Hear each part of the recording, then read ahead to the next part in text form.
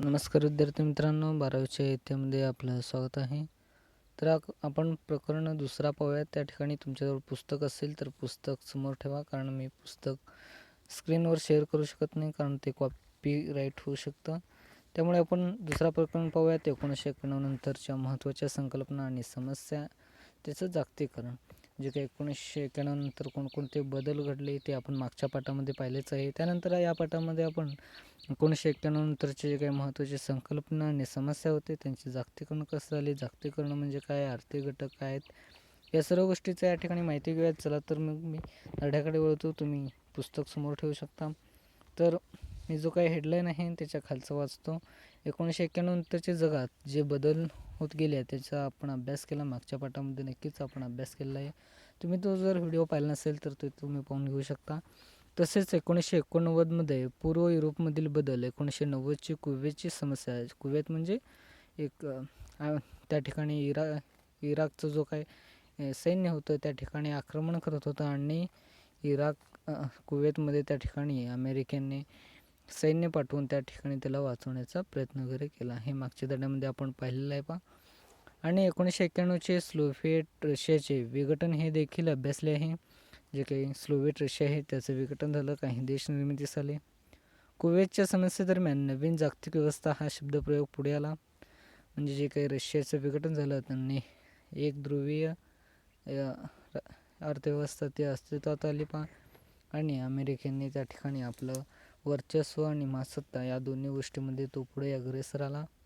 त्यानंतर पुढे सोव्हिएट रशियाच्या विघटनानंतर सोव्हिएट रशियानंतरचे युग आणि शीतयुद्धोत्तर कालखंड हे दोन शब्दप्रयोग वापरण्यात आले. म्हणजे या दोन्ही शब्दप्रयोगानंतर 1991 नंतर महत्त्वाच्या घडामोडी घडल्या 1991 नंतरच्या राजकीय आणि सुरक्षाविषयक व्यवस्थेचे वर्णन करणारे हे सर्व शब्दप्रयोग होते. म्हणजे 1991 नंतर जे काही राजकीय आणि सुरक्षा या दोन्ही गोष्टी लक्षात घेऊन योग्य बदल ते घडून आले 1990च्या दशकाच्या सुरुवातीच्या काळात एक नवीन शब्दप्रयोग पुढे आला, तो म्हणजे जागतिकीकरण. हा शब्दप्रयोग अधिक व्यापक स्वरूपाचा आहे. तर जागतिकीकरणाबद्दल तुम्हाला माहिती असेल तरी पण थोडीशी माहिती मी सांगतो. जागतिकीकरण म्हणजे आपण जेव्हा एका देशातून दुसऱ्या देशाला जातो त्यासाठी काही परमिशन वगैरे लागतात, ते ठीक आहे. पण आपण जेव्हा दुसऱ्या देशात जातो, दुसऱ्या देशाशी व्यापार करतो, काही सैन्य, काही मिसाईल्स इत्यादी गोष्टींची देवाणघेवाण करतो.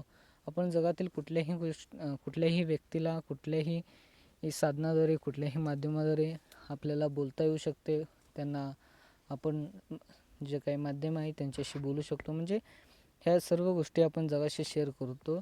त्यावेळेस जो काही राजकीय घटक आहे त्याला सोडून आपण जागतिकीकरणामध्ये जे काही बदल घडले, आता तुमच्यापाशी मोबाईल आहे, हा मोबाईल देखील काही काळापुरता दुसऱ्या देशात होता, तो भारतामध्ये आता व्यापार म्हणून चालतो. उदाहरणार्थ एक सॅमसंगची कंपनी आहे, तो साऊथ कोरियाचा आहे, तरी पण आपण इकडे वापरतो. म्हणजे त्यांनी तिथून इथं येऊन विकतात, इथं व्यापार करतात, इत्यादी जे काही गोष्टी घडतात ह्या जागतिकीकरणामध्ये येतात. म्हणजे जागतिकीकरण म्हणजे आधुनिक जे काही व्यापार वगैरे चालतात किंवा अर्थव्यवस्थेसाठी चढाओढ चालते आणि व्यापारामध्ये आणि इतर गोष्टींमध्ये जेव्हा आपण निर्यात आयात इत्यादी करतो त्या ठिकाणी जागतिकीकरण घडतो म्हणजे एक सांगायचं उदाहरण एवढंच आहे की जागतिकीकरण म्हणजे आपण दुसऱ्या देशांशी व्यवहार वगैरे करतो त्याला, आणि दुसऱ्या व्यक्तीशी किंवा दुसऱ्या देशाशी संपर्क वगैरे साधता येते तेव्हा त्याला जागतिकीकरण घडले असं म्हणतात हा शब्दप्रयोग अधिक व्यापक स्वरूपाचा आहे. 1991 नंतरच्या काळातील राजकीय, सामाजिक, सांस्कृतिक, आर्थिक,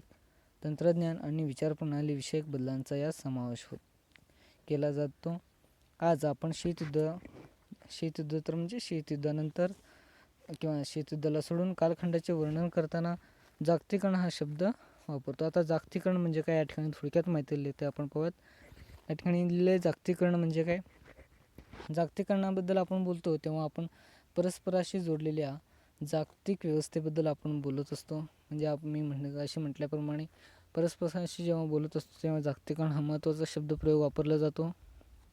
तंत्रज्ञानातील होणाऱ्या विकासामुळे हे बदल झाले दिसून येतात. म्हणजे आता मी मागाशी फोनचं उदाहरण दिला, म्हणजे हे तंत्रज्ञान आहे, हे तंत्रज्ञानातील बदलामुळे त्या देशातील लोक या देशात येऊन व्यापार इत्यादी गोष्टी करू लागले. म्हणजे व्यापार करणे हे आधुनिक नाही तर पूर्वीपासून घडत आलेलं आहे, पण जो काही राजकीय युद्ध वगैरे होत होते किंवा आपल्या देशातून तुमच्या देशात यायचं नाही असं जे काही घडत होते त्या गोष्टीला इग्नोर करून आपण तसेच पुढे आलो आणि पुढे आल्यावर आपल्याला जे काही तंत्रज्ञान आहे त्या सर्व गोष्टीमध्ये सवलत करार इत्यादी गोष्टीमुळे आपण जागतिकीकरणामध्ये प्रवेश करू शकतो. आता उदाहरणार्थ पाहूयात. आता तुमच्या शिक्षणासंबंधी देखील या ठिकाणी दिले. प्रदेशातील महाविद्यालयात किंवा विद्यापीठात प्रवेश घेण्यासाठी आता ऑनलाईन प्रवेश करता येते. म्हणजे भारतातील काही मुले देखील ऑक्सफर्डसारख्या युनिव्हर्सिटीमध्ये जाऊन त्या ठिकाणी शिकतात. उदाहरणार्थ मी एक सुंदर पिचाई हे जे काही गुगलचे CEO आहे ते पहिले IITमध्ये होते, नंतर ऑक्सफोर्डमध्ये गेले आणि त्या ठिकाणी त्याने काम करून आणि नंतर ते गुगलचे CEO बनले. म्हणजे या शिक्षण देखील काही वेळेस जागतिकीकरणाचा एक भाग आहे पहा. तसेच आपल्याला मित्रमैत्रिणीशी किंवा कुटुंबियांशी जगाच्या कोणत्याही भागातून व्हॉट्सॲप किंवा मोबाईलद्वारे संवाद साधता येतो. तुमच्या देखील घराशेजारी किंवा नातेवाईकामध्ये अमेरिकेला किंवा इंग्लंडला वगैरे आपला नातेवाईकातील कोणीतरी असेल तर त्यांना आपण संवाद साधता येतो, त्यांच्याशी बोलता येतो वगैरे इत्यादी गोष्टी घडत असतात.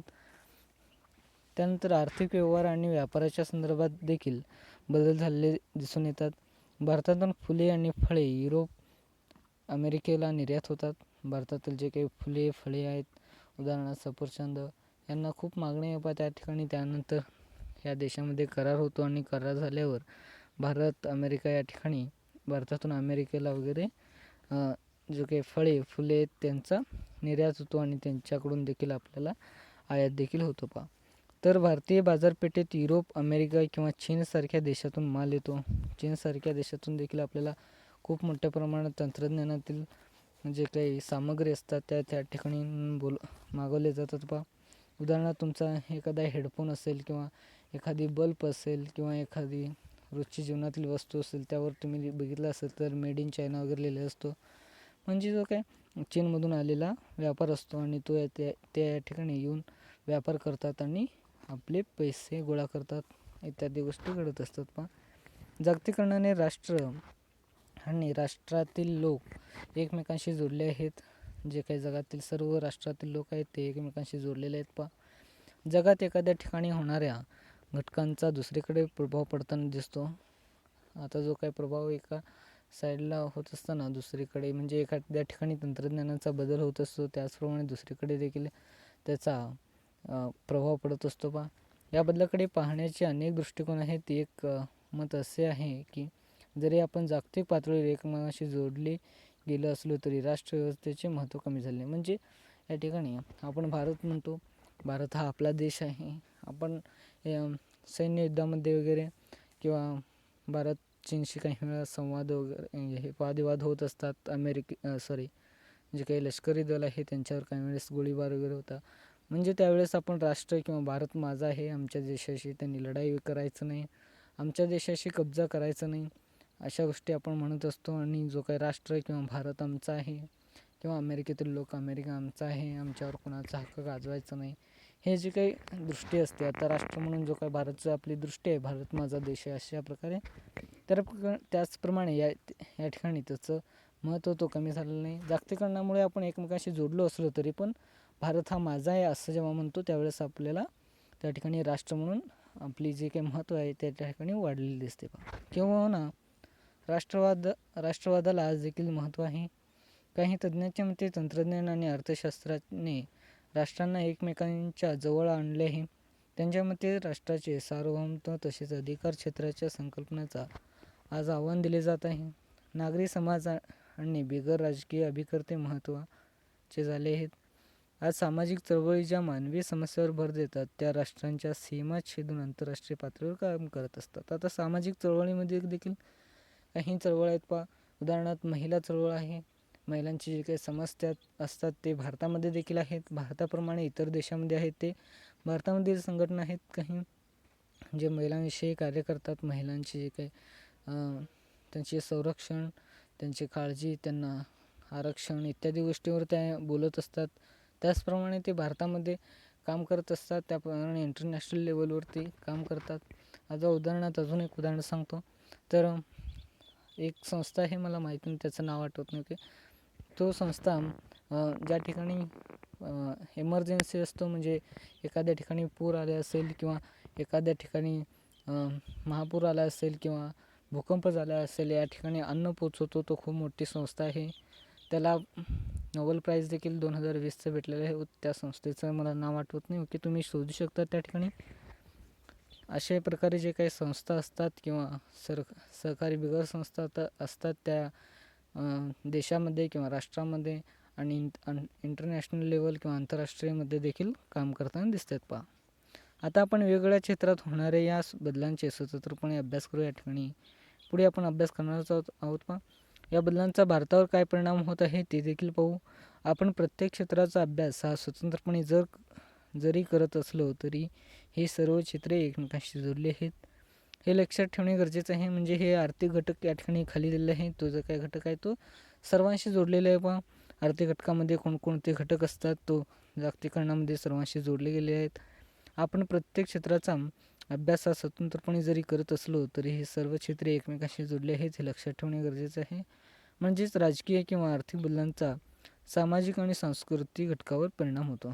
तुम्हाला या गोष्टी पुढे सांस्कृतिक, सामाजिक आणि जे काय आर्थिक आणि या चारही गोष्टी या ठिकाणी पुढे दिल्या आहेत. तुम्ही तसंच मी समजून देण्याचा प्रयत्न करतो. पहा, सामाजिक आणि आर्थिक या दोन्ही गोष्टीवर कोणकोणते परिणाम झाले ते देखील आपण पुढे पाहणार आहोत. पहा, त्यानंतर आता पहिला पाहूयात आर्थिक घटक. आर्थिक घटकामध्ये या जागतिकीकरणामुळे कोणकोणते बदल झाले ते पाहूयात. पहिल्यांदा आता ह्या ठिकाणी काही बदललेले त्या बघूयात. पहिला बदल आहे त्याच्यातील भांडवली गुंतवणुकीचा मुक्त संचार. आता भांडवली गुंतवणूक म्हणजे काय, तुम्हाला एक उदाहरणाद्वारे पहिल्यांदा समजून देतो, नंतर आपण याच्याकडे जाऊयात. तुम्हाला एक कंपनी उभारायची आहे. कंपनीसाठी लागणारे साहित्य, पैसा. कंपनीसाठी तुमच्यापाशी काही नाही आहे, तुम्हाला पैसा तर लागणार आहे. ओके, एखादी तुम्ही साखरची कंपनी तयार करणार असे समजून घ्या. ओके, तुम्हाला समजण्यासाठी मी चांगलं उदाहरण देतो. आता तुम्ही साखर कारखाना तयार करण्यासाठी तयार झाला आहे, तुमच्याकडे पैसे नाहीत. आता तुम्ही काय करू शकता, भांडवल पाहिजे तुम्हाला. भांडवल म्हणजे पैसा असू दे किंवा त्या ठिकाणी जमीन असू दे किंवा त्या ठिकाणी तुम्ही जर संयोजक असाल तर ठीक आहे, श्रम करणारे जे काही व्यक्ती आहेत ते देखील पाहिजे. या सर्व गोष्टीसाठी पैसा हा खूप महत्त्वाचा असतो. पैशासाठी काय करायचं तर एखादे गुंतवणूकदार असतात, म्हणजे काहींना एखाद्या ठिकाणी पैसा गुंतवणे आणि त्या ठिकाणाहून रेव्हेन्यू घेणे, म्हणजे त्याचा जो काही पैसा आहे तो आलेला हिस्सा असतो तो पुन्हा घ्यायचा असतो. त्यामुळे गुंतवणूकदार म्हणतात, ते गुंतवणूक करत असतात, पैसे त्यांच्यापाशी भरपूर असतात. पहा, ते तुमच्यापाशी पैसे आणून देतात. असे 1-2 असतील, 1-2 गटामध्ये तुम्ही पैसे गोळा करू शकता, 5-10 गटामध्ये गोळा करू शकता. तेवढी मोठी कंपनी तयार करण्यासाठी काही पैसे सर्वांनी गोळा करायचे असतात आणि गोळा करून कोणी किती पैसे दिले त्याचा हिशोब ठेवला जातो आणि तो पैशाच्या आधारे त्या ठिकाणी कंपनी तयार केला जातो आणि त्या कंपनीचा जो काही पैसा आहे तो पुन्हा कंपनी तयार झाल्यावर त्या ठिकाणी त्याचे काही साखर विकल्यावर वगैरे पैसे येतात, म्हणजे तो रेव्हेन्यू आहे तो सर्वांमध्ये वाटून घेतला जातो आणि जे काही कंपनी आहे ते तुमची एक पद्धतीचा भांडवल आहे. पहा, आता या गोष्टी समजल्या असतील. पहा, आता यामध्ये सिलेबसकडे यात भांडवली गुंतवणुकीचा मुक्त संचार. आता एका ठिकाणी भांडवल पाहिजे, त्या ठिकाणी गुंतवणूकदार पाहिजे. आता गुंतवणूकदार भारतातून विदेशामध्ये जाऊन गुंतवू शकतात पैसे किंवा विदेशातील लोक भारतामध्ये येऊन गुंतवू शकतात. या गोष्टी घडत असतात. म्हणजे या गोष्टी तुम्हाला समजून आल्या असतील. यालाच म्हणतात भांडवली गुंतवणुकीचा मुक्त संचार. ओके, तुम्हाला समजले असेल. आता पुस्तकाकडे जाऊयात. गुंतवणूक हा अर्थव्यवस्थेतील एक महत्त्वाचा घटक आहे. उद्योगधंद्यांना भांडवलाची गरज असते. भांडवली गुंतवणुकीतून उद्योगाची उभारणी करता येते. म्हटल्याप्रमाणे एखाद्या उद्योगाची किंवा एखाद्या कंपनीची निर्मिती करत असताना भांडवल आणि गुंतवणूक हे महत्त्वाचे असते. उद्योगामध्ये भांडवल गुंतवणूक ही केवळ सरकारी पातळीवरच नव्हे तर खाजगी क्षेत्रातून होत असते. आता तुम्हाला म्हटल्याप्रमाणे तुम्ही देखील एक प्रायव्हेटच आहात. तुम्ही आता उदाहरण दिलं, तुम्ही एका कंपनीमध्ये गुंतवणूक करता, म्हणजे तुम्ही आणि इतर मित्र वगैरे, म्हणजे त्या ठिकाणी तुम्ही प्रायव्हेटमध्ये आलात. आता सरकार देखील काही क्षेत्रामध्ये गुंतवणूक करते, उदाहरणार्थ रेल्वे आणि रोड्स असतात इत्यादी क्षेत्रामध्ये गुंतवणूक करतात. नंतर टॅक्सद्वारे वगैरे त्या ठिकाणी पैसे वगैरे घेतले जातात. पहा, त्यानंतर पाहूयात या ठिकाणी काही उदाहरणं दिलेत. टाटा किंवा रिलायन्स ह्या दोन खूप मोठ्या कंपन्या आहेत. पहा, भारतामध्ये टाटाचं रेव्हेन्यू 115 कोटी 15 असं काय तर रेव्हेन्यू सर्वात मोठी कंपनी ती टाटा आहे. पहा, भारतातील टाटा किंवा रिलायन्ससारख्या खाजगी कंपन्या भारताच नव्हे तर अमेरिका, युरोप, आफ्रिका इत्यादी राष्ट्रात देखील गुंतवणूक करतात. आता टाटा ही कंपनी आहे ते भारतामध्ये, आता टाटाचे जे काही CEO आहेत रतन टाटा हे जे काय आहे ते भारतामध्ये देखील गुंतवणूक आहे. म्हणजे त्या या ठिकाणी त्यांचे व्हेकल्स म्हणजे जे काही गाड्या 4 व्हीलर आहे त्यांचा व्यापार या ठिकाणी चालूच असतो. पण त्या व्यतिरिक्त त्यांचा जो काही विदेशामध्ये देखील व्यापार चालत असतो. ONGC सारख्या या ठिकाणी पुस्तकाकडे पान नंबर 15वर आलो मी. ONGC सारख्या सरकारी कंपन्या देखील परदेशात गुंतवणूक करतात. जे काही ONGC कंपन्या या ठिकाणी तुम्हाला पाहिजे असेल तर या आकृतीमध्ये किंवा स्क्रीनवर तुम्हाला दिसेल ONGC कोणती कंपनी आहे. सरकारी कंपन्या देखील परदेशात गुंतवणूक करतात पहा. तसेच जे काही सरकारी कंपनी म्हणजे जे काही शासनाच्या कंपन्या आहेत पहा, तसेच अनेक परदेशी कंपन्या भारतात गुंतवणूक करत आहेत. हे गुंतवणूक पायाभूत सुविधा तसेच ग्राहक उपयोगी अशा दोन्ही क्षेत्रात दिसून येते. म्हणजे आता पायाभूत सुविधा म्हणजे जे काही रोड आहे किंवा आपले शिक्षण आहे किंवा रेल्वे आहे यामध्ये देखील गुंतवणूक करतात. आणि ग्राहक उपयोगी वस्तू म्हणजे त्या ठिकाणी जे काही कार असतात किंवा बाईक्स असतात इत्यादी क्षेत्रामध्ये जे ग्राहकाला उपयोगी असतात. परदेशी कंपन्यांनी भारतातील विमानतळ, आण्विक प्रकल्प इत्यादीमध्ये गुंतवणूक केली आहे. आता भारतातील विमानतळ हा देखील एक प्रायव्हेटमधील भाग सरकारीमधील भाग असल्यामुळे त्या ठिकाणी तेथे देखील गुंतवणूक केलेली आहे पहा. त्याचबरोबर मॅकडॉनल्ड जो काय तुम्हाला माहिती असेल मॅकडॉनल्ड म्हणजे काय बर्गर किंग, त्यानंतर पिझ्झा हॅटसारख्या कंपन्या ग्राहक उपयोगी क्षेत्रात गुंतवणूक करतात. आता पिझ्झा हॅट हा सर्व ठिकाणी चालत आहे, तुम्ही देखील खाल्ला असेल. या गोष्टी भारतात देखील गुंतवणूक करतात पहा. त्यानंतर 1990च्या दशकापूर्वी अशा तऱ्हेची गुंतवणूक क्वचित होत होती. म्हणजे काही 1990च्या नंतरचा जो काही काळखंड आहे त्या ठिकाणी त्यावेळेस काही मोजक्याच कंपन्या भारतामध्ये येत होते. त्यानंतर 1990 नंतर बदल घडल्यामुळे, जागतिकीकरण घडल्यामुळे त्या ठिकाणी भारतात मोठ्या प्रमाणात कंपनी येऊन गुंतवणूक किंवा भारत ही दुसऱ्या देशात जाऊन गुंतवणूक करू लागले पहा. त्या काळी सरकारी नियमांचे अडथळे होत होते. सरकारी जे काही नियम असतात म्हणजे विजा देणे किंवा बाहेर देशातील जाण्यासाठी जो काही पासपोर्ट लागतो ते देखील यामध्ये काही प्रमाणात अडथळे निर्माण होत होते. ते अडथळे आता दूर झाले आहेत. हा बदल म्हणजे भांडवली गुंतवणुकीचा मुक्त संचार. आता या ठिकाणी भांडवली गुंतवणुकीचा मुक्त संचार आल्यामुळे जो काही जे काही अडचण होती सरकारी क्षेत्रामध्ये ते आता दूर झालेले पहा. भांडवली गुंतवणूक भारतात प्रदेशातून आणि परदेशातून भारतात दोन्ही बाजूने होते. म्हणजे गुंतवणूक जे काही दुसऱ्या देशातून भारतात येतात आणि किंवा भारतातून दुसऱ्या देशात देखील येतात पहा. भारत हे एक विकसनशील राष्ट्र आहे, तुम्हाला माहिती असेल. विकसित आणि विकसनशील आणि अविकसित. भारताला विकास साधण्यासाठी उद्योग क्षेत्रामध्ये वित्तीय गुंतवणुकीची गरज आहे. जे काही वित्तीय म्हणजे पैशाच्या गुंतवणुकीची गरज आहे पहा उद्योगधंद्यामध्ये. भारताच्या देशांतर्गत पातळीवरील गुंतवणुकीला आर्थिक मर्यादा आहेत. म्हणजे जे काही देशांतर्गत पातळी आहे त्या ठिकाणी गुंतवणूक किती करायची त्याच्या देखील काही मर्यादा आहेत पहा. आणि गरजा म्हणून परदेशी गुंतवणूक गरजेची आहे. ज्या काही मर्यादाप्रमाणे त्या ठिकाणी परदेशी जी काही गुंतवणूक आहे ते खूप मोठ्या प्रमाणावर गरजेची आहे पहा. परंतु अशी गुंतवणूक पायाभूत सेवा सुविधामध्ये झाली तरच विकासाला मदत होईल. पायाभूत सुविधा म्हणजे जे काही अन्न, वस्त्र, शिक्षण, आरोग्य इत्यादी गोष्टींमध्ये जेव्हा त्या ठिकाणी गुंतवणूक होईल आणि त्या ठिकाणी विकास मोठ्या प्रमाणात होईल, त्या लोकांचे राहणीमान सुधरेल, तेव्हाच जे काही विकास हा घडून येईल पहा. हे क्षेत्र ग्राहक उपयोगी क्षेत्रांपेक्षा महत्त्वाचे आहे. कारण खरा विकास भारतासाठी रस्ते, रेल्वे, जलमार्ग, हवाई मार्ग या संपर्क साधनाचा विकास होणे गरजेचे आहे. हे विकास आता आधुनिक कालखंडामध्ये होत आहेत पहा. म्हणून त्या क्षेत्रातील गुंतवणूक अधिक महत्त्वाची आहे पहा. या ठिकाणी तुम्हाला दिसले असेल परदेशातील भारतीय गुंतवणुकामध्ये टाटा जॅग्वार लँड रोवरचा कारखाना युनायटेड किंगडममध्ये जो काय टाटा यांचं आहे तो त्या ठिकाणी युनायटेड किंगडममध्ये गुंतवणूक केलेली आहे पहा जॅग्वार या कारच्या कंपन्यामध्ये. त्यानंतर ONGC व्हिएतनाम येथे भारताची जी काही कंपनी आहे ते विदेशात गुंतवणूक केली. आता भारतातील विदेशातील जे काही गुंतवणूक आहे ते भारतामध्ये आले आहेत पहा. त्या मायक्रोसॉफ्ट भारत, त्यानंतर नेस्ले उद्योग हे देखील खूप मोठ्या प्रमाणात चालतं. पण नेस्ले उद्योग तुम्ही बाहेर कुठेतरी तुमच्या जिल्ह्यामध्ये वगैरे पाहिले असेल हे उद्योग. त्यानंतर दुसऱ्याकडे जाऊयात, व्यापार या संकल्पनेत झालेला बदल. आता व्यापार म्हणजे फक्त एका दोन माझ्यात आणि तुमच्यात जो काही पैशाचा व्यवहार होतो त्यालाच व्यापार म्हणायचं का? आता व्यापारबद्दलची जे काही महत्त्वाची संकल्पना आहे त्या या ठिकाणी पाहू. व्यापार हे किती छोट्या पद्धतीने असतो तेवढ्याच मोठ्या पद्धतीने देखील आढळतो पहा.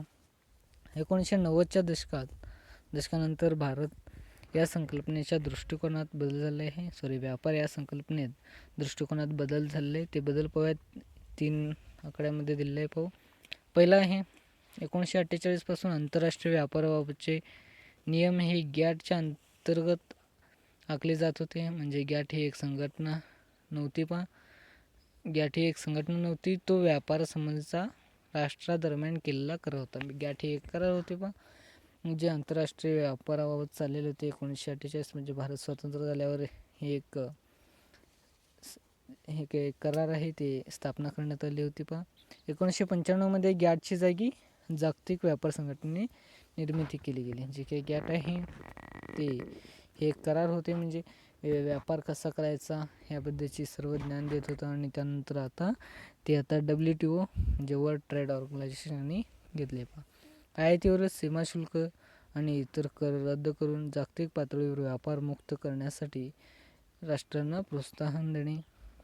जे काही आंतरराष्ट्रीय व्यापार आहे तो चालवता आला पाहिजे आणि त्या ठिकाणी त्याचा व्यापार व्हायला पाहिजे. जे काही सीमाशुल्क म्हणजे टॅक्स आहेत ते काही प्रमाणात कमी करून जागतिक पातळीवर व्यापार घडवून आणणे हा त्याचा उद्देश होता आणि राष्ट्रांना देखील प्रोत्साहन करणे. त्यानंतर पाहूयात, त्या राष्ट्रांना प्रोत्साहन देणे हे या संघटनेचे कार्य होते. आंतरराष्ट्रीय व्यापारासंबंधित एकमेक असलेल्या नियमांच्या पालनाबाबत लक्ष ठेवणारी ही एकमेव संघटना आहे. आता देखील ही संघटना अस्तित्वात आहे. पण ही संघटना मुक्त व्यापारासाठी प्रोत्साहन देते. देशादरम्यानच्या व्यापारासंबंधित विवाद सोडवणे आणि देशादरम्यान व्यापाराबाबत बोलणी घडवून आणणे. आता ह्या गोष्टी जे काही संबंध, वादविवाद इत्यादी गोष्टी सोडवते. जी काही संघटना म्हणून कार्य करते ही या ठिकाणी WTO हे चांगल्या प्रकारे काम करते पहा. जगातील ही आंतरराष्ट्रीय संघटना आहे हे लक्षात असू द्या. आता गॅट या सर्व याच्यामध्ये काय शिकता येईल तुम्हाला? गॅट हे एक करार होता, त्यामधून WTOची निर्मिती झाली आणि ते जे काही आंतरराष्ट्रीय व्यापार आहे त्याला चालना देते आणि वादविवाद सोडवणे आणि प्रोत्साहन देणे आणि देशादरम्यान जे काही बोलणे आहे ते घडून, व्यापाराबद्दल बोलणे आहे ते घडून आणणे इत्यादी गोष्टी करत असते पहा. तर दुसरा पाहूयात, व्यापार हा साधारणतः वस्तूचाच केला जातो. एवढंच नाही तर व्यापार बघा खाली दिलेले कोणकोणत्या गोष्टीमधून केला जातो. लोखंड आहे, कोळसा, खनिज तेल यासारख्या वस्तूंचा असू शकतो किंवा फळे, फुले, बियाणे यासारख्या नाशवंत वस्तू असू शकतो. 1990च्या दशकात व्यापार या संकल्पनेला अधिक व्यापक स्वरूप दिले गेले. त्यात सेवा क्षेत्राची भर घातली गेली. जे काही सेवा क्षेत्र म्हणजे या ठिकाणी दिले आहे पहा, बँक, विमा यासारख्या सेवा देखील व्यापाराचा भाग झालेत.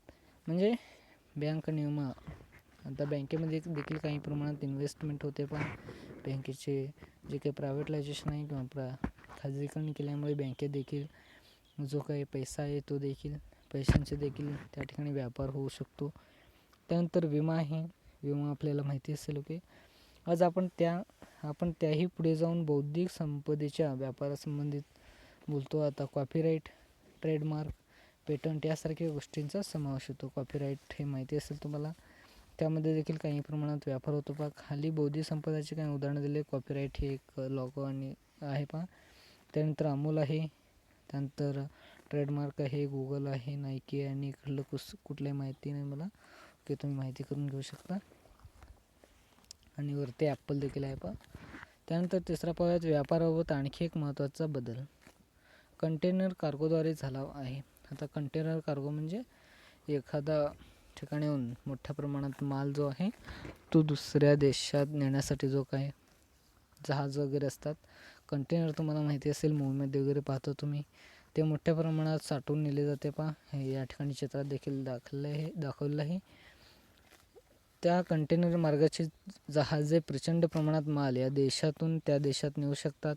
अशा जहाजांसाठी खास बंदराची व्यवस्था असते. आता चेन्नई आहे, त्यानंतर इकडं केरळमध्ये एखादा बंदर आहे किंवा मुंबई या ठिकाणी बंदर आहेत, तुम्ही नकाशामध्ये वगैरे पाहिलं असेल पहा. कंटेनर कार्गोच्या क्रांतीने आंतरराष्ट्रीय व्यापाराकडे बघण्याचा दृष्टिकोन आता बदलले आहे. म्हणजे जो काही माल आहे तो वाहतूक करण्यासाठी या ठिकाणी फायदा का होऊ शकतो, तर आपल्याला या ठिकाणी रोड वगैरे तयार करावं लागत नाही. म्हणजे एका देशातून दुसऱ्या देशात जाण्यासाठी ऑलरेडी आपल्याकडे महासागर आहेत आणि तो पाण्याद्वारे जाता येईल आणि मोठ्या प्रमाणात आपला जो काही व्यापार आहे किंवा जो काही वस्तू आहेत ते नेता येईल, तो व्यापार घडून आणता येईल. त्यानंतर माहिती आहे का तुम्हाला या ठिकाणी पाहूयात, general agreement on trade in is a service, याला गेट्स म्हणतात. या ठिकाणी वरती देखील दिलेलं आहे पहा. 1995मध्ये जागतिक व्यापार संघटनेअंतर्गत WTO हा करार केला गेला. वस्तूबाबत बहुपक्षीय पातळीत व व्यापाराचे नियोजन गॅटमार्फत केलं जात असे जे काही व्यापार आहे, म्हणजे बहुपक्षीय जे काही व्यापार आहे ते गॅटमार्फत केला जात होता, हा करार होता पहा. त्याचप्रमाणे नियोजन करण्यासाठी सेवा क्षेत्राला त्यात समाविष्ट केले गेले. सेवा क्षेत्र हा देखील त्यात समावेश करण्यात आला पहा. आता जो काही कंटेनर कार्गो आहे ते देखील एक सेवा क्षेत्रच आहे पहा. बौद्धिक संपदेच्या अधिकाराबाबत व्यापारी करार, trade related aspect of intellectual property rights, याला TRIPC म्हणतात. जागतिक व्यापार संघटनेच्या सदस्यासाठी बौद्धिकीय संपदेच्या अधिकाराबाबत काही न्यूनतम निकष त्या कराराद्वारे केले आहे. जे काही जागतिक म्हणजे WTOचे सदस्य होण्यासाठी त्या ठिकाणी काही करार आहेत ते केले गेले आहेत पहा. आता TRIPC मध्ये साधारणतः कॉपीराईट, भौगोलिक संकेत, म्हणजे तुम्ही जे काही गुगल वगैरे वापरता किंवा फेसबुक, व्हॉट्सअप इत्यादी गोष्टी, या गोष्टींचा समावेश होतो. औद्योगिक design, integrated circuit, patent, trademark इत्यादींचा समावेश होतो. बौद्धिक संपदा अधिकाराची अंमलबजावणी करण्याची प्रक्रिया, उपाययोजना आणि विवाद निवारण या गोष्टीवर TRIPC मध्ये सांगितलेले जातात. आता जे काही आहेत नवीन, आता तुम्ही एक मोबाईलमधील ॲप वापरता गुगल, या गुगलमध्ये तुम्ही पैसे देता का किंवा त्यांच्याकडून काय घेता का नाही, माहिती घेतो ही महत्त्वाची आहे. पण तुम्ही जेव्हा ॲड वगैरे पाहता त्यावेळेस त्यांना तुमच्याकडून म्हणजे त्यांनी त्या ठिकाणी व्यापार घडून आणतं, म्हणजे जो काही त्याला बौद्धिक संपदेचा व्यापार म्हणतात पहा. त्यानंतर तिसरा पाहूयात ट्रान्सनॅशनल कंपन्यांचा उदय. आता 1900 ट्रान्सनॅशनल यावर सर्व माहिती या ठिकाणी दिली आहे पाहूयात. त्या ठिकाणी याचे देखील 3 उदाहरणं आहेत किंवा 3 भाग आहेत पहा. 1990च्या दशकापर्यंत आर्थिक क्षेत्रात सरकारी नियंत्रण होते. आता 1990 जे काही आधी होतं ते सरकारी क्षेत्र खूप मोठ्या प्रमाणात काम करत होते पहा. आता प्रायव्हेटलायझेशन केल्यामुळे इत्यादी जे काही गोष्टी आहेत ते घडत आल्या पहा. खाजगी उद्योगांना मर्यादित संधी उपलब्ध होती, मर्यादित म्हणजे नाही थोडे संधी उपलब्ध होते पहा. त्यानंतर जागतिकीकरणाच्या युगात यात बदल झालेला दिसून येतो. जागतिकीकरणामुळे जे काही प्रायव्हेट होतं, आता जागतिकीकरण, उदारीकरण आणि खाजगीकरण हे तुम्ही तुमच्या अर्थशास्त्रामध्ये अभ्यासलं नसेल तर तुम्ही माझे व्हिडिओ त्या ठिकाणी तुम्ही पाहू शकता. या तिन्ही गोष्टीचा वरती एक धडा आहे, ते तुम्ही पाहिला असेल तर ते पाहून घ्या. खाजगीकरण, उदारीकरण आणि जागतिकीकरण या तिन्ही गोष्टी 1991 नंतर घडल्या पहा. त्यानंतर खाजगीकरण झाल्यामुळे त्या ठिकाणी खाजगी कंपन्या ते देखील मोठ्या प्रमाणात वाढल्या पहा. त्याचप्रमाणे पाहूया तिथे खाजगी उद्योगामध्ये वाढ झालेली दिसून येते. त्याचबरोबर ज्या खाजगी कंपन्या देशांतर्गत कार्य करत होत्या त्या आता परदेशी व्यापार करू लागल्या आहेत. म्हणजे काही खाजगी कंपन्या, आता जो काही गुगल आहे तो बौद्धिक जी काही कंपनी आहे ते भारतामध्ये नव्हे तर जगात देखील प्रसिद्ध आहे. किंवा ॲमेझॉन जो काय आहे तो देखील. त्याचप्रमाणे ज्या खाजगी कंपन्या देशांतर्गत कार्य करत होत्या त्या आता परदेशी व्यापार करू लागल्या आहेत. त्यांचे रूपांतर बहुराष्ट्रीय कंपन्यांमध्ये झाले. आज आपण ट्रान्सनॅशनल कंपन्यांचा उदय झालेला देखील पाहतो. हा बदल मुख्यतः खाजगी क्षेत्रात झाला आहे. या सर्वांचा सर्वसामान्य माणसावर काय परिणाम झाला आहे? आता काय परिणाम झाला तर तुमच्या देखील राहणीमानामधील बदल झाला. जे काही कंपन्या आहेत त्या तुम्हाला कामगार किंवा त्या ठिकाणी रोजगार इत्यादी गोष्टी तुम्हाला दिल्या पहा. त्यानंतर खाली 3 भाग दिले ते पाहूयात. काय काय परिणाम झाला याविषयी देखील थोडक्यात त्या ठिकाणी माहिती आहे. पहिल्या पाहूयात, कुशल आणि अर्धकुशल कामगाराचे आज एका राष्ट्रातून दुसऱ्या राष्ट्रात स्थलांतर होताना दिसून येते. जे काही कामगार आहे ते अमेरिका, रशिया जे काही दुसऱ्या देशात आहे त्या ठिकाणी देखील जाऊन काम करू शकतात आणि त्या ठिकाणी पैसे किंवा त्यांचा जो काही वेतन मर्यादा आहे तो त्या ठिकाणी जास्त असतो का. त्यानंतर पाहूयात त्याचा परिणाम श्रमिक बाजारावर होतो. उदाहरणार्थ बरेच कुशल आणि अर्धकुशल कामगार आता पश्चिम आशिया, अमेरिका, युरोप इत्यादी ठिकाणी काम करत आहेत. म्हणजे काही जे काही माणसं आहेत किंवा काही जे काही कामगार आहेत ते त्या ठिकाणी विदेशामध्ये जाऊन देखील काम करताना दिसत आहेत. त्यानंतर पाहूयात अमेरिका, युरोप त्या ठिकाणी काम करत आहेत. खाजगी क्षेत्राच्या वाढीमुळे सेवा क्षेत्रात रोजगाराच्या संधी वाढल्या आहेत.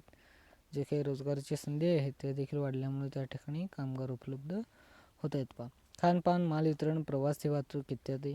म्हणजे एखाद्या ठिकाणी एखादे जे काही कंपनी आहे ती उभारली तर त्या शेजारी काही मानवासाठी किंवा त्या कंपन्यासाठी जे काही मूलभूत गरजा आहेत किंवा पायाभूत सुविधा आहेत त्याचा देखील त्या ठिकाणी मोठ्या प्रमाणात कामगार म्हणून त्या ठिकाणी जे काही रोजगार आहेत ते उपलब्ध होते पहा.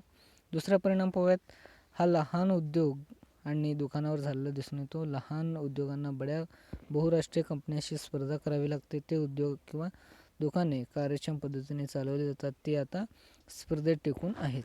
म्हणजे आता उदाहरणार्थ ॲमेझॉन ही एक मोठी कंपनी आहे जे बेझोसांची. तर त्या कंपनीचं जो काय आधुनिक कालखंडामध्ये खूप सर्वात मोठी टॉप 4मध्ये येणारी कंपनी आहे पहा. ते जो काय ॲमेझॉन आहे तो जो काय डिलिव्हरी वगैरे करतो त्या गोष्टीमधून त्यांना खूप मोठ्या प्रमाणात पैसा भेटतो आणि त्यानंतर जे काही मागवणारे लोक आहेत ते आता आपले जे काही दुकान आहे त्या ठिकाणी जाऊन न आणता घरी बसूनच मागवतात सर्व आणि त्यामुळे जे काही दुकान वगैरे आहेत ते त्या ठिकाणी बंद पडताना दिसत आहेत आणि बंद पडतात. काही वेळा आपण त्या चालत देखील आहेत. म्हणजे त्या ठिकाणी बळजबरीनं चालवल्यासारखं ते आहेत पहा. आज शहरात मोठी किराणा दुकाने जे उद्योग किंवा दुकाने कार्यक्षम पद्धतीने चालवली जातात ते आता स्पर्धेत देखील टिकून आहेत पहा. त्यानंतर पाहूयात आज शहरात मोठी किराणा दुकाने किंवा मॉल्स जरी उभी राहिली असली तरी देखील छोटे दुकानदार, भाजी किंवा फळ विक्रेते हे आज देखील ग्राहकांना मिळत आहेत. भारतामध्ये या गोष्टी आहेत. अजून देखील डीमार्टमध्ये देखील या जे काही आहेत त्याला मॉल्स म्हणतात किंवा मोठे दुकाने म्हणतात पहा. त्यामुळे देखील काही अजून देखील ग्रामीण भागामध्ये देखील बाजार हा संज्ञा आहे पहा. त्यानंतर पाहूयात त्याचे कारण हे आपल्या ग्राहकांना आवश्यक सेवा देतात. त्यानंतर तिसरा परिणाम शेतीच्या संदर्भात बघायला मिळतो. आज शेतकरी आपण माल मोठ्या कंपन्यांशी मध्यस्थितीशिवाय थेट विकू शकतात. जे काही शेतकरी देखील आज मध्यस्थितीशिवाय जे काही बाकीच्या ठिकाणी जे काही आपलं पीक आहे ते विकतात पहा. बहुराष्ट्रीय कंपन्यांनी नवीन तंत्रज्ञान आणले आहे.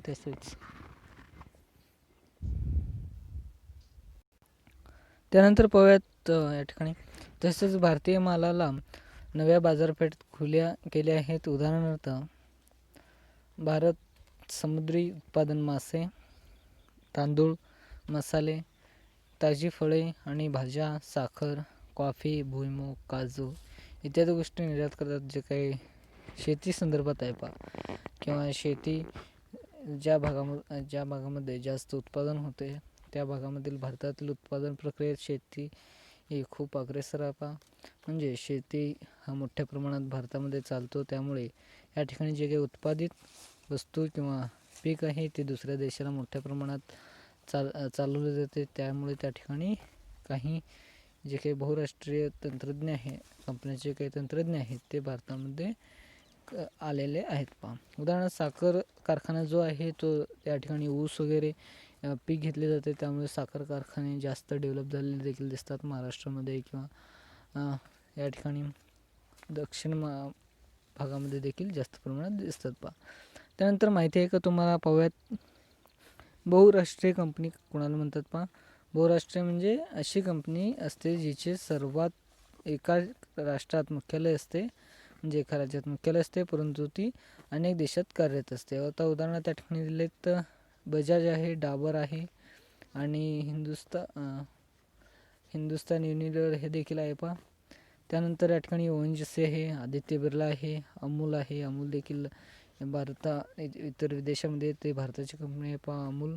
गोदरेज हा देखील भारताची कंपनी वाटतं. विप्रो इत्यादी. त्यानंतर अजून गुगल आहेत, मायक्रोसॉफ्ट आहेत, जे काही मोबाईलच्या कंपनी वगैरे आहेत ते देखील विदेशी कंपन्यांमध्ये देखील कार्यरत असतात पहा. आता हिंदुस्तान युनिलिव्हर हा देखील विदेशामध्ये देखील हिंदुस्तान युनिलिव्हर हा भारताचा कंपनी नाही, तर हा जो काही इंग्लंड आहे त्याची कंपनी आहे पहा. इंग्लंडची कंपनी आहे, ते भारतामध्ये आपण त्याचे ब्रँड्स वगैरे वापरतो आणि त्यांचे जे काही वस्तू आहेत ते देखील वापरतो. तुम्ही एखादा मीठ किंवा काहीतरी घेतलं असेल तर त्या ठिकाणी U.मध्ये लिहिले असतात, ते तुम्ही पाहिलं असेल तर ते हिंदुस्तान युनिलिव्हरचं चिन्ह आहे पहा. त्यानंतर ट्रान्सनॅशनल कॉर्पोरेशन पोहत.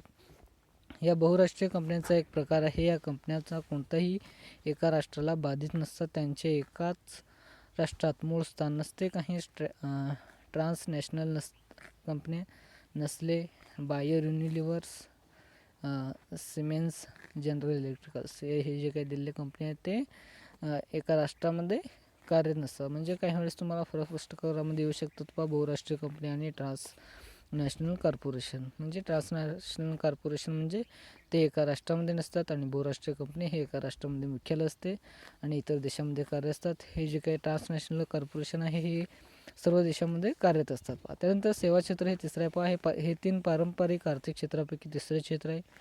सेवा क्षेत्र हे माहिती असेल, वाहतूक आणि जे काही पायाभूत सुविधा मिळेल ते देखील सेवा आहेत पहा.